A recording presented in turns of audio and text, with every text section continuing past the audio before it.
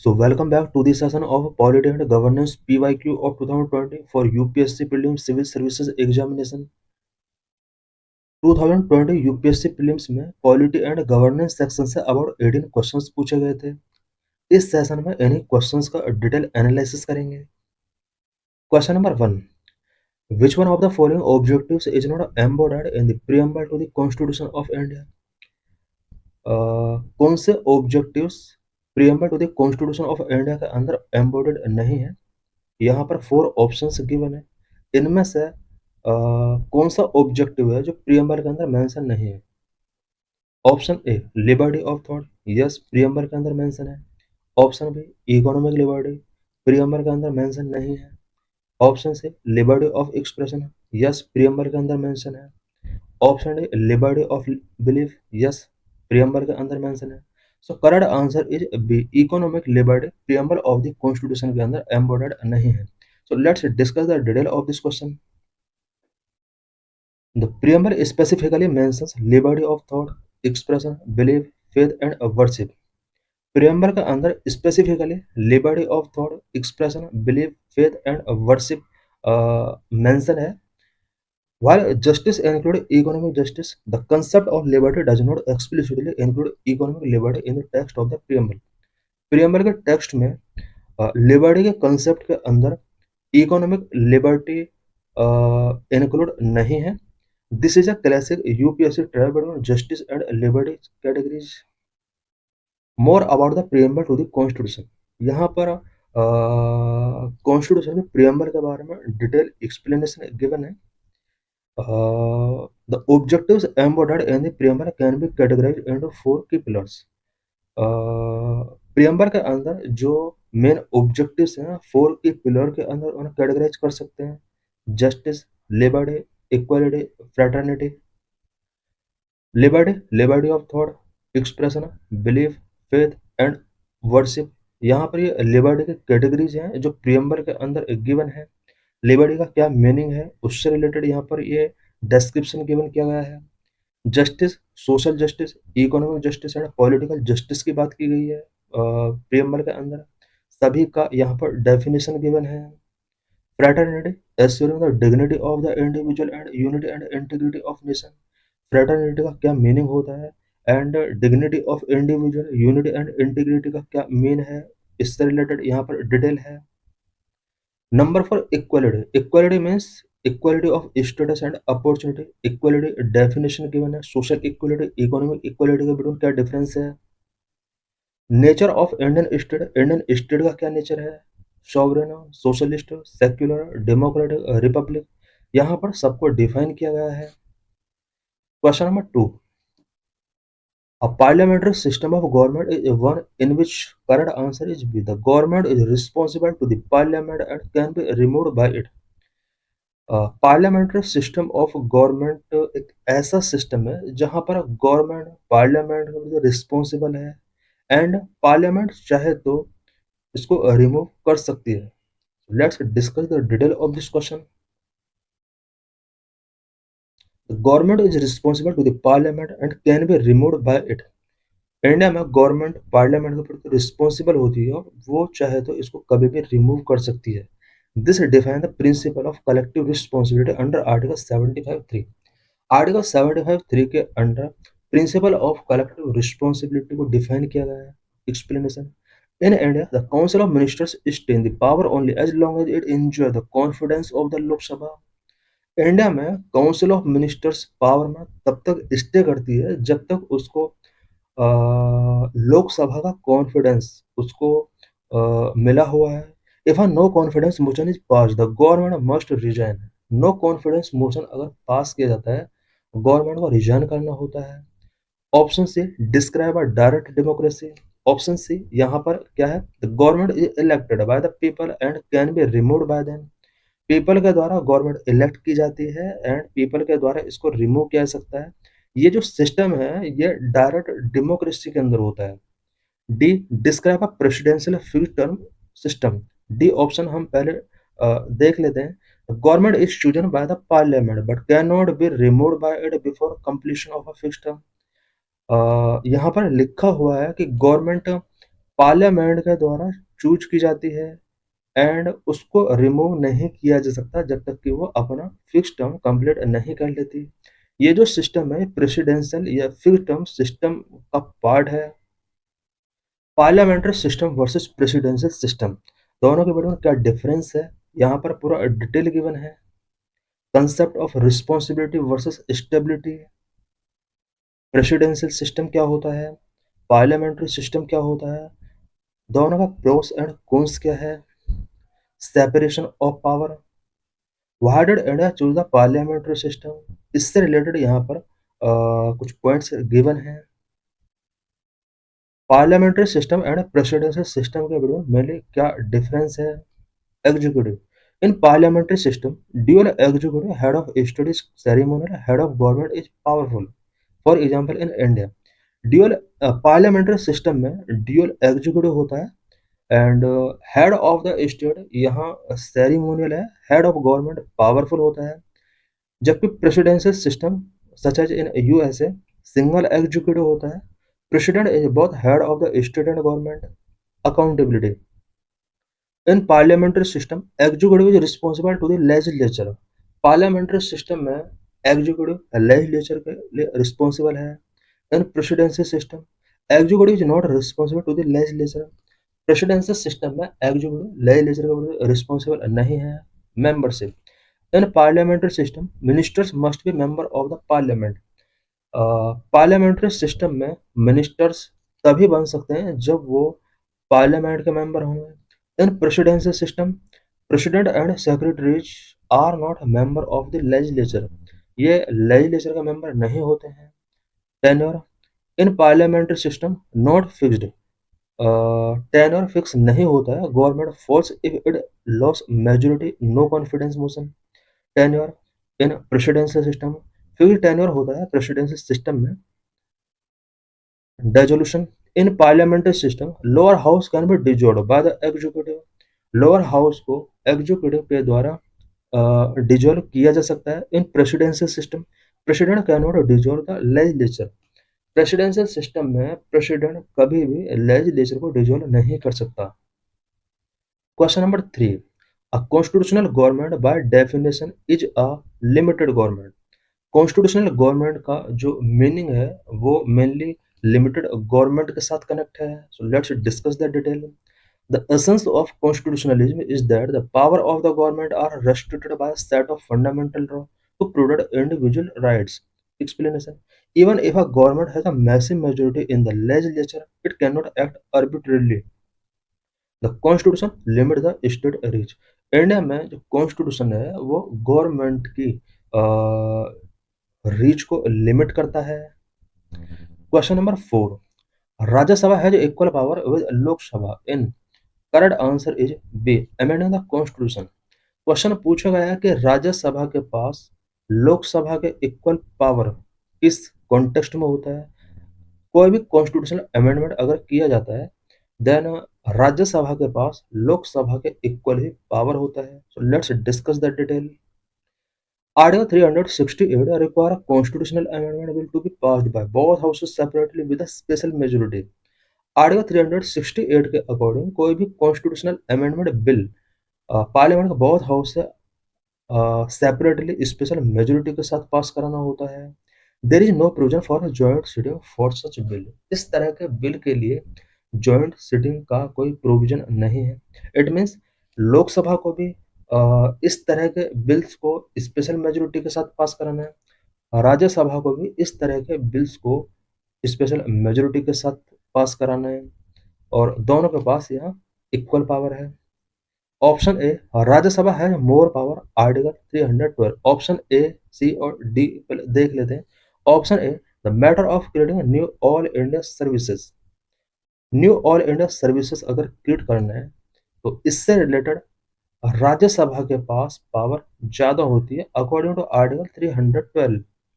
Option C, the removal of the government and option D, making cut motion. ये जो options हैं C and D, Lok Sabha has exclusive power, no confidence motion and budgetary motion, ये सिर्फ लोकसभा के पास ही power है। Question number 5, In India, separation of judiciary from executive is enjoyed by DPSP, Directive Principle of State Policy. India में judiciary and executive का separation जो किया गया है मेनली वो डीपीएसपी के अंडर किया गया है. So let's discuss the detail. Article 50 of the DPSP state the state shall take steps to separate the judiciary from the executive in public services of state. Article 50 of DPSP के अंदर mention किया गया है, specially यहाँ पर state के लिए direct किया गया है कि वो एग्जीक्यूटिव एंड जुडिशरी को स्पेशली पब्लिक सर्विस के कॉन्टेक्स्ट में सेपरेट करने के लिए स्टेप टेकिंग करें. This separation ensure judicial independence and prevent the concentration of power in the hands of executive branch.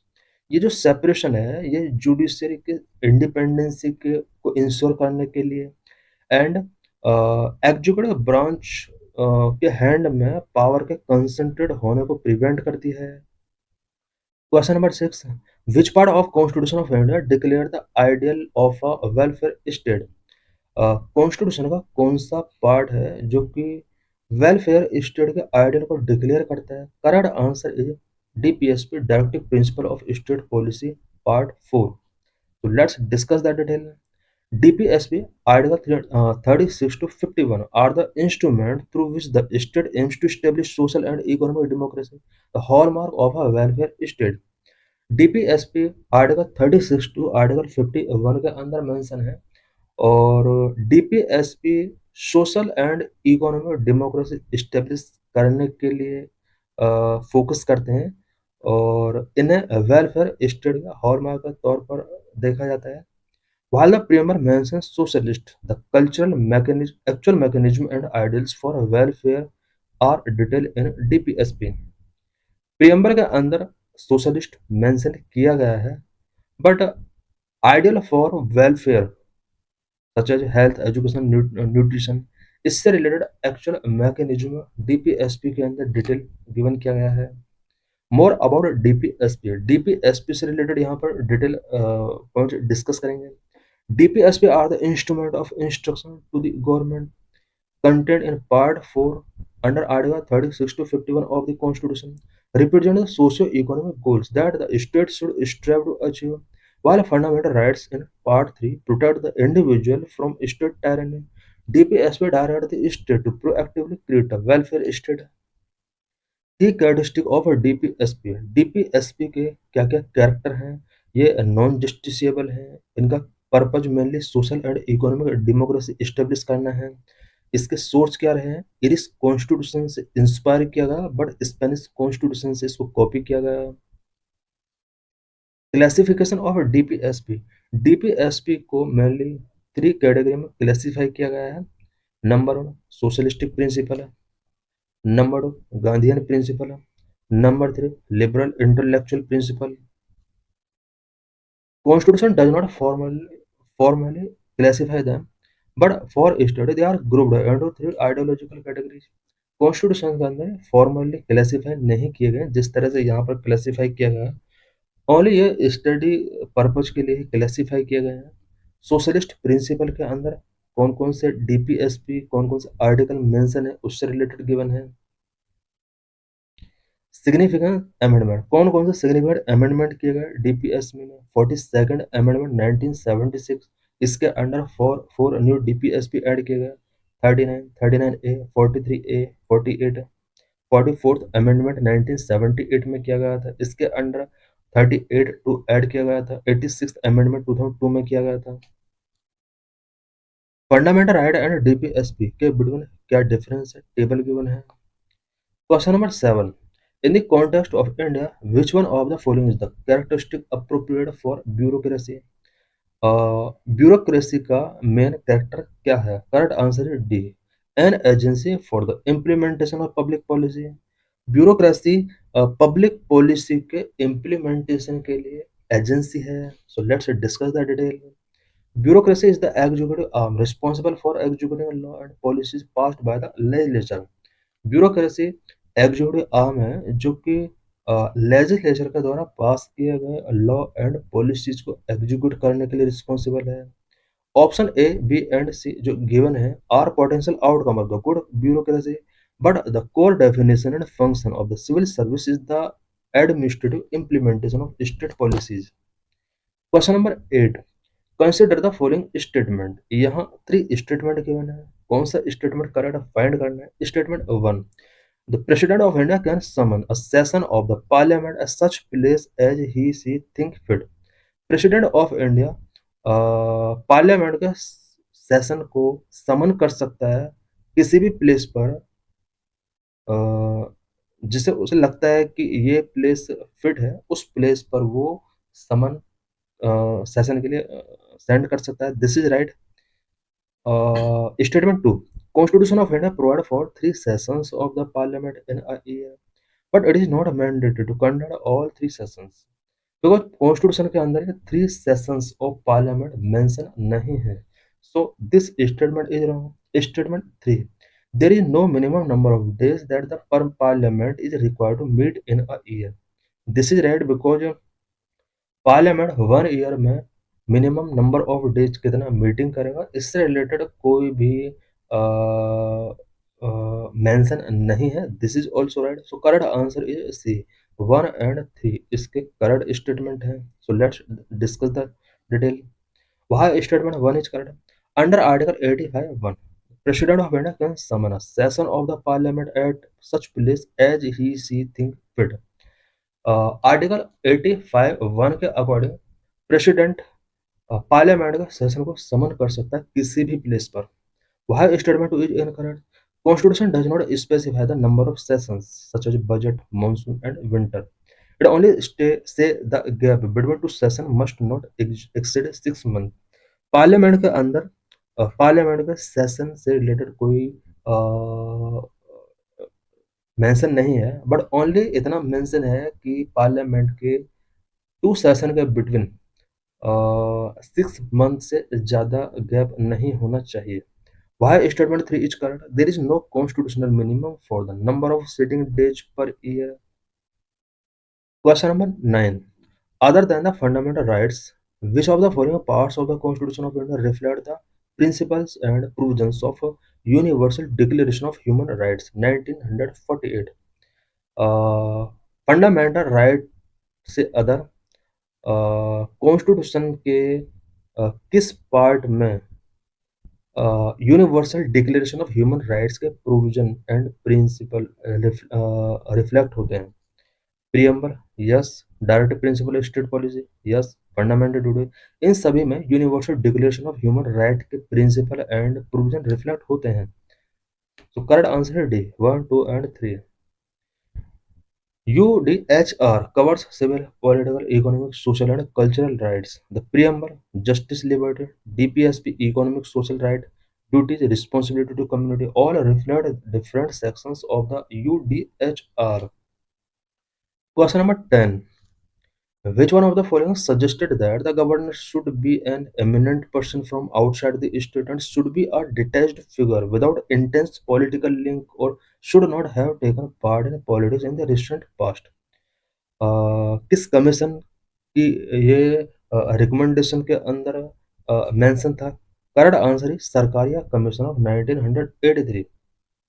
Sarkaria commission 1983 ने रिकमेंड किया था कि गवर्नर जो होना चाहिए वो एमिनेंट पर्सन होना चाहिए outside the state and political link उसका नहीं होना चाहिए और रिसेंट पास्ट में उसका पॉलिटिकली कनेक्शन नहीं होना चाहिए। ऐसा कुछ रिकमेंडेशंस इन्होंने गिवन किए।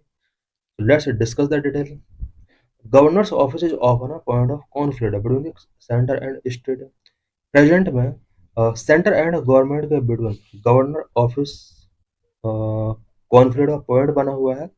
सरकारी कमीशन वो setup to review center state relations. Center state relations को रिव्यू करने के लिए सरकारी कमीशन सेटअप किया गया था 1983 में।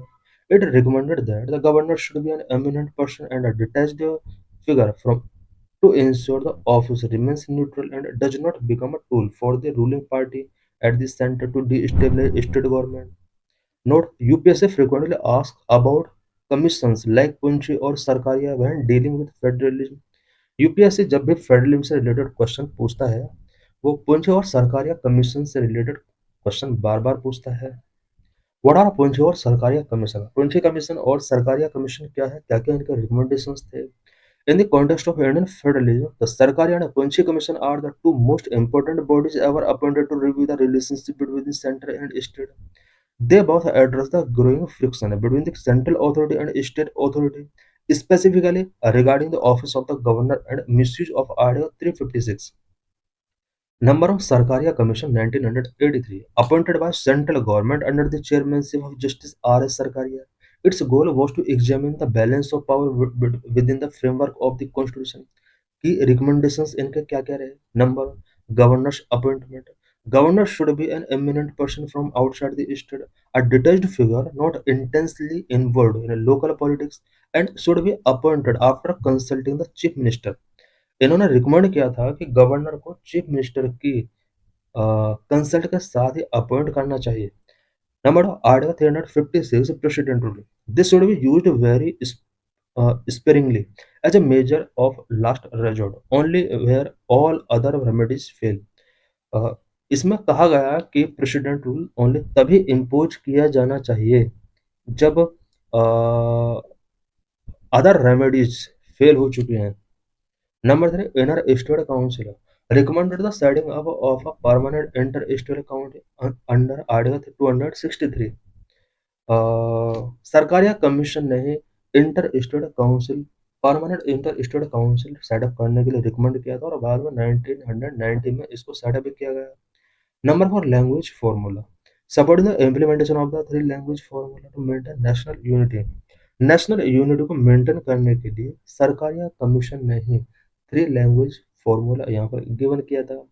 Number 5, concurrent list suggested that the center should consult state before legislating on items in the concurrent list.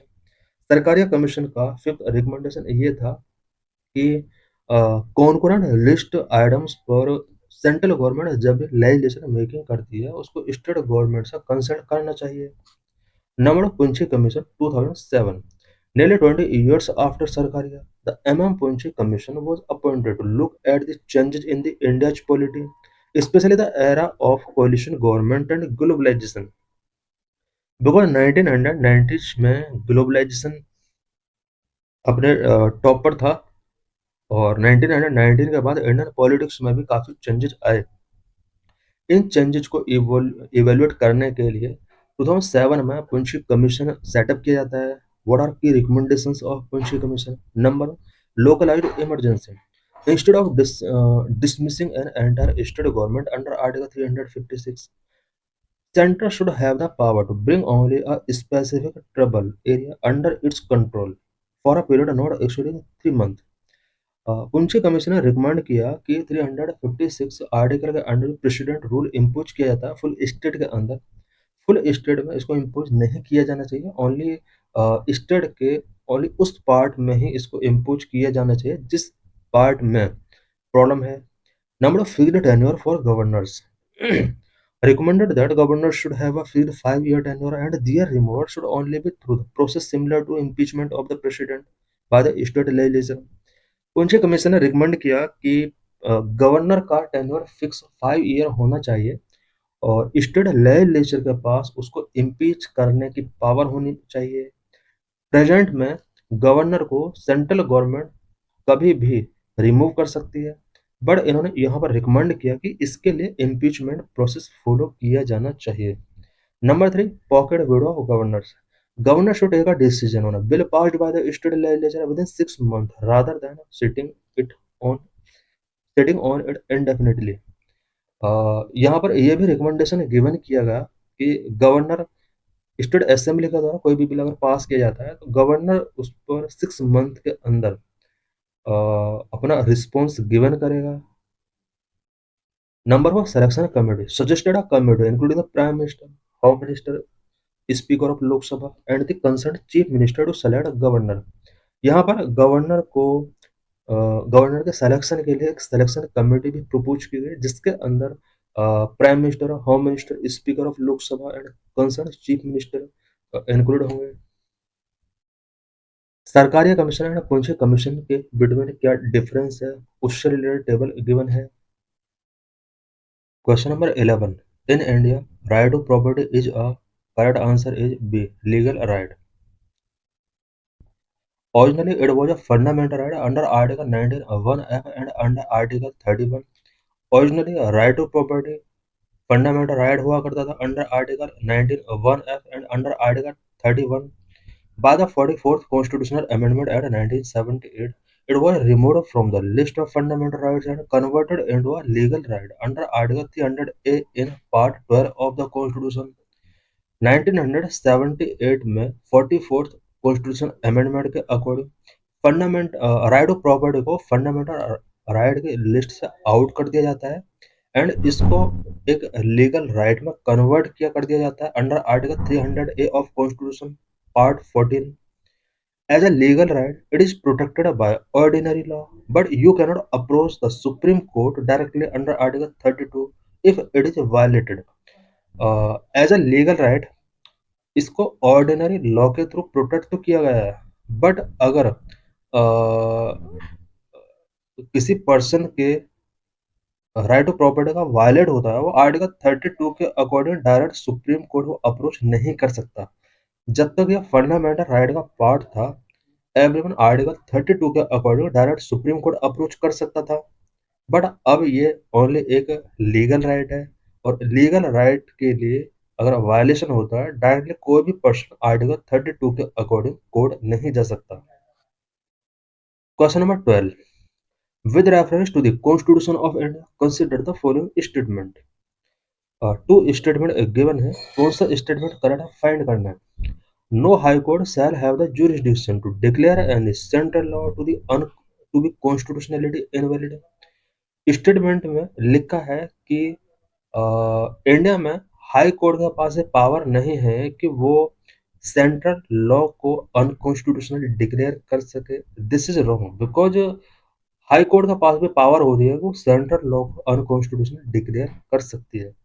तो statement 1 is wrong. Statement 2. An amendment to the Constitution of India cannot be called into question by Supreme Court of India. This statement is also wrong because constitutional amendment अगर किया जाता है, supreme court of India उसको question कर सकती है. So statement is also correct. The correct answer is D, neither 1 nor 2. So let's discuss the detail. This tests the concept of judicial review, which is part of the basic structure. Why statement 1 is false? High Court have the power to strike down central law under Article 2 to 6 if they violate the Constitution. कोई भी central law अगर constitution का violation है, then article 2 to 6 के according high court को power है कि वो उस लॉ को अनकॉन्स्टिट्यूशनल डिक्लेयर कर सकती है. Why statement is false? Supreme Court can strike down a constitutional amendment if it violates the basic structure established in the Keswanand Bharati case 1973. Supreme court किसी भी ऐसे कॉन्स्टिट्यूशनल अमेंडमेंट को strike down कर सकती है जो कि बेसिक स्ट्रक्चर प्रिंसिपल को वायलेट करता है. बेसिक स्ट्रक्चर प्रिंसिपल 1973 में केशवानंद भारती केस के अकॉर्डिंग स्टेब्लिश किया गया था. A recent example is the striking down of the 99th Amendment NJAC. Supreme court ने NJAC को भी, जो कि 99th कॉन्स्टिट्यूशनल अमेंडमेंट के अंडर था, इसको भी स्ट्राइक डाउन किया था. इसके लिए भी कॉन्स्टिट्यूशनल अमेंडमेंट कराया गया था. स्पेशल मेजोरिटी के साथ 50% स्टेट का रेटिफिकेशन भी इसके लिए कराया गया था. इसके बाद भी सुप्रीम कोर्ट ने इस एक्ट को अनकॉन्स्टिट्यूशनल डिक्लेयर किया था. Question number 13. Under the schedule of the Constitution of India, can the transfer of tribal land to private parties for mining be declared null and void? किस schedule के according अगर कोई tribal land private parties को mining purpose के लिए given करता है, so null and void declare किया जा सकता है. कौन सा शेड्यूल है? Correct answer is B, 5th schedule, because tribal land से रिलेटेड एडमिनिस्ट्रेशन 5th शेड्यूल के अंडर ही गिवन किया गया है. So let's discuss the detail of this question. The 5th schedule deal with the administration and control of scheduled areas and scheduled tribe. India में schedule areas and schedule tribe के control and administration को 5th schedule के under deal किया जाता है. This question is based on the landmark Samant versus State of Andhra Pradesh judgment. The court ruled that person include the state government cannot lease tribal land in fifth schedule areas to private mining companies as it violated tribal autonomy. Court ने यहाँ पर ruled given किया कि fifth schedule areas में रहने वाले tribal people की land को स्टेट गवर्नमेंट या कोई other person private mining companies को गिवन नहीं कर सकती। अगर ऐसा हुआ देन ये ट्राइबल ऑटोनॉमी का वायलेशन होगा। Question number 14, in India which of the following is considered a social capital. India में सोशल कैपिटल किसके लिए कंसिडर किया जाता है? Correct answer is D, level of mutual trust and harmony in the society. Society के अंदर अगर mutual trust है, हार्मोनी है, तो this is known as a social capital. So let's discuss the detail. While physical capital refer to infrastructure and human capital refer to skill education, social capital refer to the network of relationship, trust, and shared values that allow a society to function effectively. Physical capital के अंदर mainly infrastructure include होता है, human capital के अंदर mainly skill and education include होता है, वहीं social capital के अंदर network of relationship, trust and shared values include होता है। सोशल कैपिटल के थ्रू सोसाइटी इफेक्टिवली तरीके से फंक्शन करती है। Without mutual trust governance and local administration can not succeed. अगर सोसाइटी में म्यूचुअल ट्रस्ट नहीं होगा then governance and local administration like panchayat ये सक्सीड नहीं हो सकते। Question number 15, which of the following are the categories of the right against exploitation as per the Constitution of India? Right against exploitation के क्या क्या categories है Indian constitution में?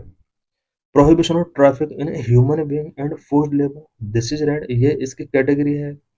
Abolition of untouchability, this is wrong. Protection of the interest of minority, this is also wrong. Prohibition of employment of children in factories and mines, this is right. Right against exploitation के ये part है 1 and 4। So correct answer is C. A right against exploitation consists only of Article 23 and 24. Article 23 is related to forced labor. Article 24 is related to child labor. Article 23 mainly जो है वो prohibition of traffic in human being and forced labor. Human being के traffic को prohibit किया गया है, forcefully labour को यहाँ पर प्रोहिबिट किया गया आर्टिकल 23 के अकॉर्डिंग। 24 के अकॉर्डिंग फैक्ट्रीज एंड माइंस में 40 ईयर्स से बिलो चिल्ड्रन को एम्प्लॉयमेंट के लिए प्रोहिबिट किया गया है। Article 17 untouchability falls under the right of equality. Article 17 right of equality category में आता है, अनटचेबिलिटी से रिलेटेड आर्टिकल है। आर्टिकल 29 एंड 30 माइनॉरिटी इंटरेस्ट से रिलेटेड ये राइट है, falls under the cultural and educational right. Question number 16, with reference to constitution of India judicial review implies, यहाँ पर जुडिशियल रिव्यू का क्या मीनिंग है? Correct answer is A, the power of the judiciary to pronounce upon the constitutionality of law and executive order. Law and executive order की constitutionality को check करने का जो प्रोसेस होता है जुडिशरी का, this is known as judicial review. So let's discuss the detail. This is based on Article 13, Article 32 of Supreme Court and Article 226 for High Court. Why option A is correct? Judicial review is the check and balance system. ये check and balance system है. If the parliament pass a law that violates the fundamental right or the basic structure, the court can declare it null and void. अगर parliament कोई ऐसा law पास करती है जिससे fundamental right and basic structure of the constitution का violation होता है, then court इस तरह के एक्ट को नल एंड वॉइड और अनकॉन्स्टिट्यूशनल डिक्लेयर कर सकती है। Why option B is wrong? Option B, the power of the judiciary to question the wisdom of the law enacted by the legislature. The judiciary cannot judge the wisdom of the parliament. Judiciary parliament की wisdom को यहाँ पर check नहीं करेगी कि उसने किस wisdom से लॉ मेकिंग किया है। इट ओनली जज द लीगलिटी कॉन्स्टिट्यूशनलिटी, वो ओनली लॉ की लीगलिटी कॉन्स्टिट्यूशनलिटी को ही जज करती है।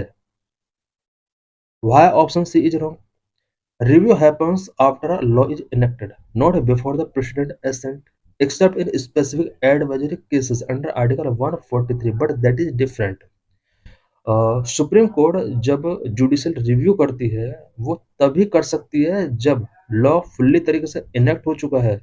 प्रेसिडेंट के एसेंट के बिफोर उसको रिव्यू नहीं कर सकती।